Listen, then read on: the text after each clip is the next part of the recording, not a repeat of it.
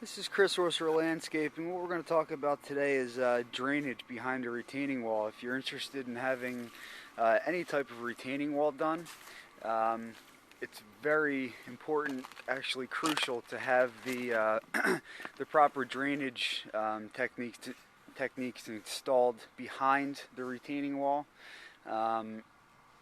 If you don't do any of these steps that I'm going to explain, or bypass anything, it's the wall is going to be compromised and it's not going to stand up to the test of time. So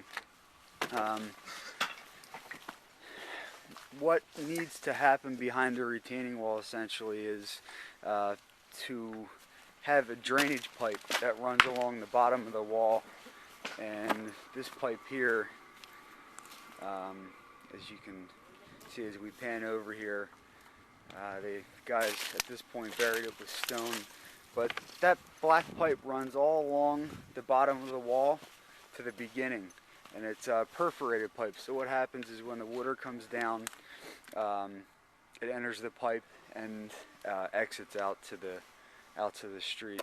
The other very crucial part is to add 3/4 inch clean stone, not modified stone. This just has airspace in there, so it allows the water to penetrate through the stone faster to get to that pipe and out to wherever you want it to exit to. Another crucial part is to, in dry laid walls anyway, which this is, one of the benefits is any pressure or water that's coming down through the walls seeps through the walls, again alleviating some of that pressure. And basically what happens on a hillside retaining wall retains soil. So number one, there's pressure with the soil.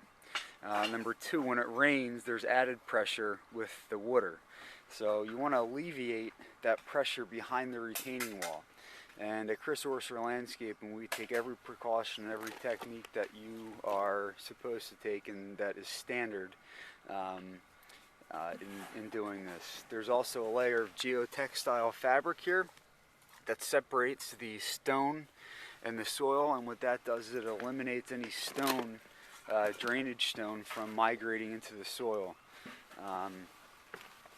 And with this particular project, what we did, again going back to the pipe, is we led the pipe out to an existing pipe that you could see here at grade. This was already in place, and what we're going to do is we're going to tie this pipe here in with the other pipe, and the water will then flow from there out to the existing pipe, down into the street and then into the sewer line. So retaining walls, drainage, and techniques behind the draining wall is very, very critical in any retaining wall installation, whether it be a natural field stone like this or some other kind of segmental concrete retaining wall. But drainage is crucial.